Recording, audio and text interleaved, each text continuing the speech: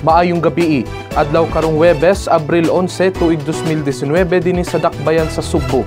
Ako si Nico Tubo, ug ani ang mga nagunang balita sa Newsbits.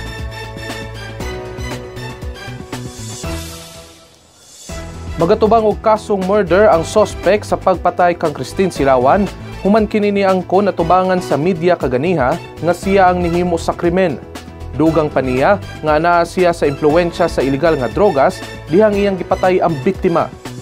Aniang dugang detalye sa report ni Romaine Rivera. Ako lang diyan ko tanan. Ako ra nagpatay. Tungod sa drogas, drugs.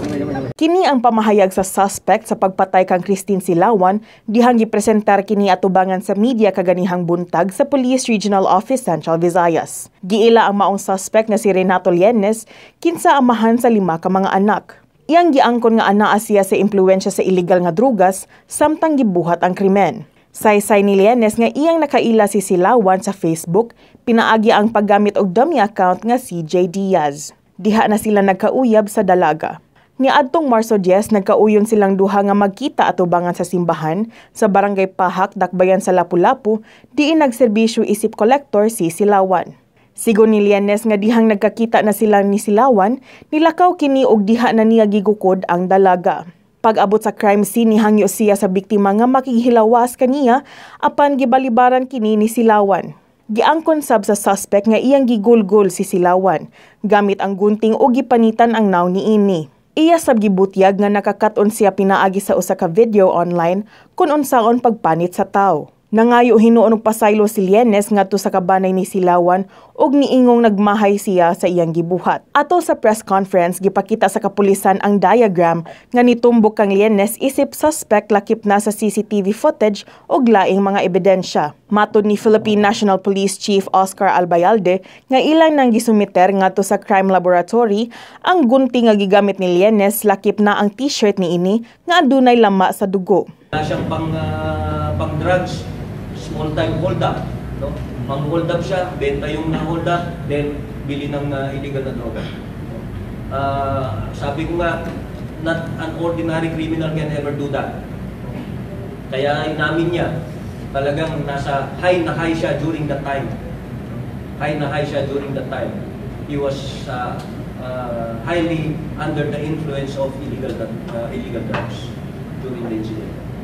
Kasong murder ang ipasaka batok sa suspect. Niadtong Martes nadakpan si Lienes sa panimalay niini sa Dakbayan sa Lapu-Lapu.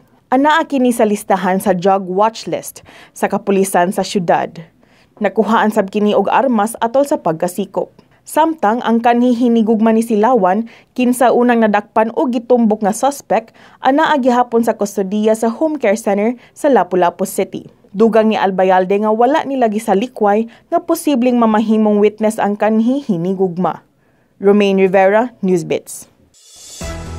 Subay nining balita, nakamugna og kalibog sa mga kabanay ni Christine Silawan ang dagan sa kaso sa kamatayon sa dalaga human nitumaw ang bag-ong suspect.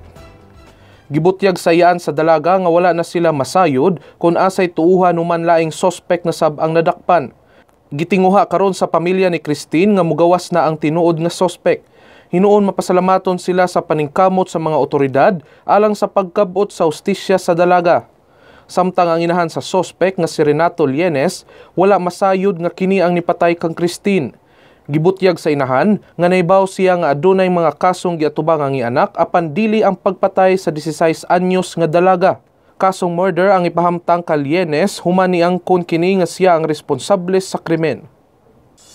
Sa laing balita, nagpadayon ang investigasyon sa kapulisan kalabot sa naitabong pagpamusil sulod sa usa ka coffee shop sa Dakbayan sa Sugbo kaganihang kadlawon nga nisangpot sa kamatayon sa duha ka mga team members sa maong shop. Aniang dugang detalye sa report ni Chari Coronel. Dead on the spot ang usa ka lalaki samtang gideklarang dead on arrival sa Tambalanan ang laing babae human sa nahitabong pagpamusil sa usa ka coffee shop sa Dan F. Ramos sa Dakbayan sa Sugbo kaganihang kadlawon. Giila ang mga biktima nga sila si Michael Hermoso, kinsa usa sa managing partner sa maong coffee shop, ug Keith Ramos, kinsa usa ka tinun-an ug usa sa mga staff. Samtang naangol ang laing duha nga sila si Jerome Amada ug Sherwin Rivera nga padayong gitambalan karon. Matod sa managing partner sa maong shop nga si Bong Abila nga nisulod ang gunman sa ilang shop ug dayong namusil samtang padulong na sila manira. Gibutyag sab ni Abila nga gisugdan na sa kapulisan ang investigasyon ug lakip nga susihon ang CCTV sa establishmento. Nagtuo si Abila nga si Hermoso ang target sa gunman apan wala siya masayod kung nakadawat ba og death threat si Hermoso. Gipasalig sab ni Abila nga ang kumpanya na ang moabaga sa gastuhanan sa mga nabiktima. Iya sab gipahibaw sa mga customer nga moabli pagbalik ang coffee shop human sa lubong sa mga biktima. Chari Coronel, Newsbeats.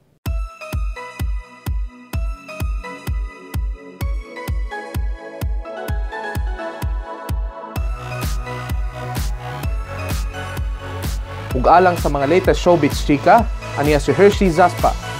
Nakahinumdum pa ba mo ni Chinchin Gutierrez? Naila siya sa iyang kontrabida role sa mga teleserye. Usa sa iyang role nga nitatak sa publiko mo ang teleserye nga Maging Sino Ka Man niadtong 2006 hangtod 2008, diin niyang kauban sila John Lloyd Cruz ug Bea Alonso. Apan, asa naman si Chinchin? Sa usa ka Facebook post niadtong Marso 29 nga nag-viral, gibutyag niini nga nagmadre na karon ang kanhi aktres.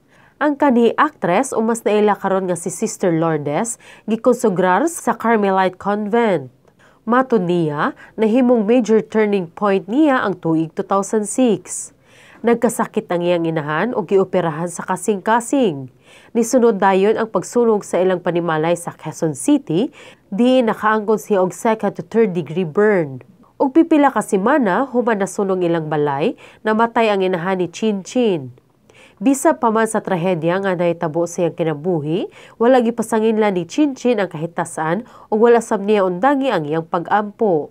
Dinhi na nakadesisyon ang kanhi aktres nga moserbisyo sa Ginoo, isip iyang pasalamat, sanglit matud niya wala siya pasagdii, taliwala sa bati nga nahitabo sa iyang kinabuhi. Ang uwahing teleserye ni Chinchin mao ang Dahil May Isang Ikaw ni atong 2010 sa ABS-CBN. Hershey Zaspa, Newsbeats.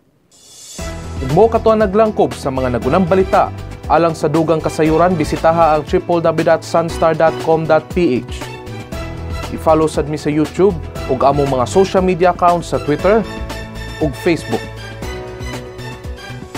Ako si Nico Tubo ug kini ang Newsbeats.